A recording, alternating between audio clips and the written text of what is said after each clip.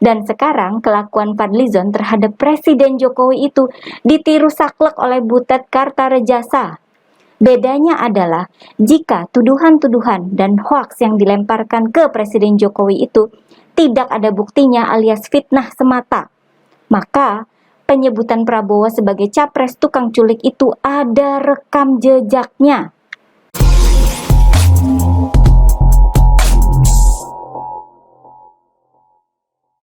Halo guys, kembali bersama saya Nina Nur. Kita akan mengulik dunia politik dengan awas, waras, dan cerdas. Ada yang tersisa dari acara besar PDIP di Stadion Utama Gelora Bung Karno atau GBK pada hari Sabtu lalu tanggal 24 Juni. Dalam acara yang dihadiri puluhan ribu kader PDIP itu, seorang budayawan senior, Butet Kartarejasa, waktu itu membacakan puisi. Isinya terkait para capres yang akan berlaga di Pilpres 2024. Ini saya bacakan sebagian ya. Ini bagian-bagian pentingnya yang saat ini jadi bikin rame di medsos. Di sini nyebutnya banjir. Di sana nyebutnya air yang markir. Ya begitulah kalau otaknya pandir. Paham dong ya, ini merujuk ke siapa? Nah, berikutnya Butet juga menyindir capres yang satu lagi. Jagoan Pak Jokowi rambutnya putih. Gigih bekerja sampai jungkir balik. Hati seluruh rakyat Indonesia pasti akan sedih jika kelak ada presiden hobinya kok menculik. Nah, kalau yang ini juga jelas ya menyindir yang mana. Siapa lagi kalau bukan Prabowo. Dan ini memang kemudian diakui oleh Butet ya, kepada siapa sindiran-sindiran ini ditujukan. Tapi ini nanti dia katakan sesudah nama Butet jadi trending di media sosial. Kita kembali dulu ke sehari sesudah acara PDIP di GBK itu. Sindiran Butet ini langsung mendapat tanggapan, atau tepatnya awak media yang menanyakan tanggapan para petinggi Gerindra terhadap sindiran Butet tersebut. Juru bicara Prabowo, Dhanil Anzar, katanya tidak tahu apa yang dibicarakan oleh Butet. Ah sudahlah, kata Dhanil, tidak ada waktu kami baper dan marah-marah sama tudingan dan kebencian. Gitu. Dhanil kemudian mengajak semua pihak berkompetisi dengan sehat. Lalu Ketua DPD Gerindra DKI Jakarta yang juga mantan Wakil Gubernur DKI Jakarta, Ahmad Riza Patria, menyebut pesan Prabowo. Katanya terhadap siapapun yang menyindir, membuli, menjelekkan, dan memfitnah, Pak Prabowo mengajak semua kader untuk membalas dengan kebaikan. Bagaimana dengan Fadlizon? Tentu, Fadlizon membalas puisi Butet ini dengan permainan kata-kata yang juga bermakna ya. Kata Fadlizon, Butet lagi kepepet, biarlah dia sedikit cerewet untuk mengisi dompet. Fadlizon memang berusaha membalas sentilan itu. Namun, jika dicermati, kata-kata Fadlizon itu lebih terarah ke Butet sendiri, tidak menyinggung PDIP yang punya acara. Lalu apa kata Prabowo sendiri? Prabowo memang tidak hadir di acara PDIP itu ya. Sebagai menteri, Prabowo ini pasti mendapat undangan. Menurut Waketum PKB yang hadir waktu itu, ketidakhadiran Prabowo kemungkinan besar karena ada berita duka dari pihak Gerindra, yakni meninggalnya salah satu petinggi Gerindra.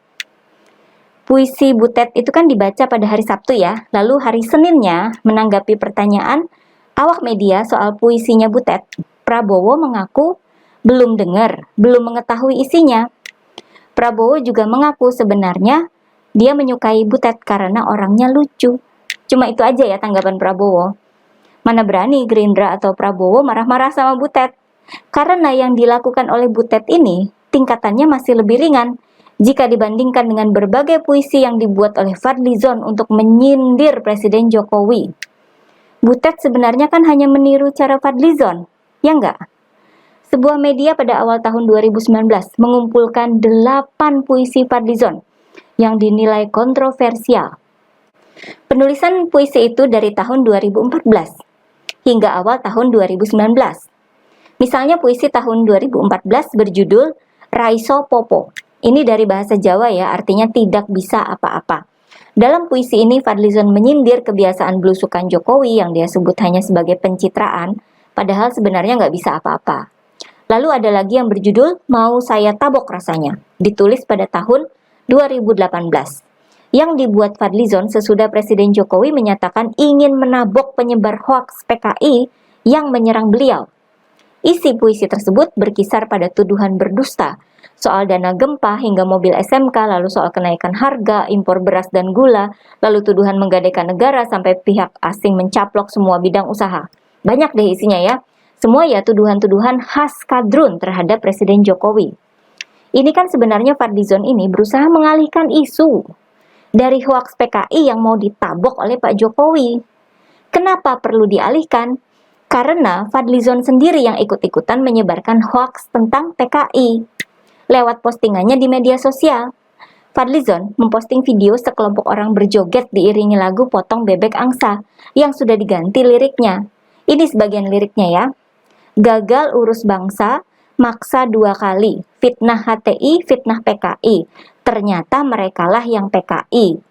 Takut diganti Prabowo Sandi. Dalam konteks menjelang Pilpres 2019, kan sudah jelas siapa yang dimaksud sebagai PKI di sini, yang mau nyapres untuk periode kedua dan lawan dari pasangan Prabowo Sandi, yakni Presiden Jokowi. Sesudah Presiden Jokowi menyebut mau menabok mereka yang menyebar hoaks PKI, Fadlizon pun cepat-cepat bikin puisi yang berusaha mengalihkan isu itu. Takut ya sama Pak Jokowi.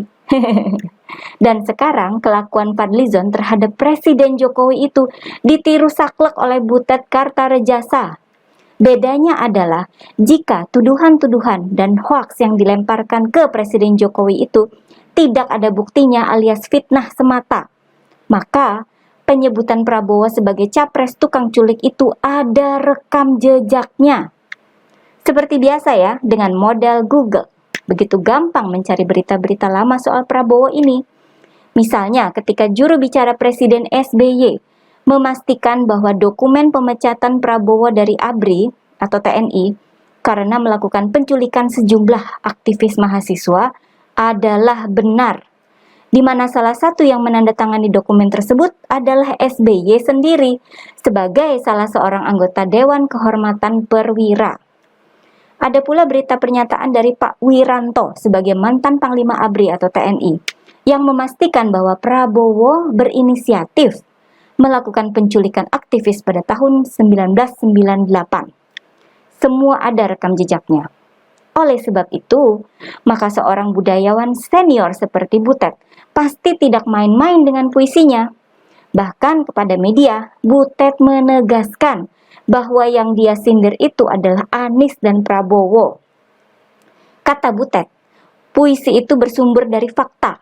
Dan kemudian Butet meniru lagi kelakuan Fadlizon dan petinggi Gerindra lainnya soal hoaks PKI yang menyerang Presiden Jokowi dulu. Dulu kan salah satu petinggi Gerindra bilang kalau bukan PKI, kenapa kebakaran jenggot? Nah, begitu pula kata Butet, kalau memang tidak merasa menculik, ya kenapa heboh gitu? Mak, jelek. Hayo, apakah Fadlizon akan membuat puisi tandingan? Atau dibalas dengan lagu, seperti lagu Sontoloyo yang dulu dibuat pada tahun 2018 untuk menyerang Presiden Jokowi? Saya kira pihak Gerindra justru akan menghindari untuk memperpanjang masalah ini ya, karena makin dibahas, akan makin terkuat rekam jejak kezoliman Fadlizon terhadap Presiden Jokowi. Padahal saat ini kan banyak pihak menilai bahwa Prabowo selalu berusaha menempel Presiden Jokowi sebagai upaya meningkatkan elektabilitasnya di Pilpres 2024. Angka elektabilitas Prabowo memang sempat naik ya. Namun dalam 2 hasil survei terakhir, angka elektabilitas Prabowo sudah disalip oleh Ganjar Pranowo. Seperti dalam survei dari lembaga Algoritma dan satu lagi dari lembaga Populi. Semua dimenangkan kembali oleh Ganjar Pranowo. Apakah ini akan jadi tren ke depan? Rekam jejak yang makin terkuak, pelan-pelan akan menjebak dan sang capres akan terjerat. Bisa saja terjadi ya, kita lihat saja perkembangannya. Oke guys, jangan lupa like dan subscribe channel Siwar TV ya. Kura-kura memang juara.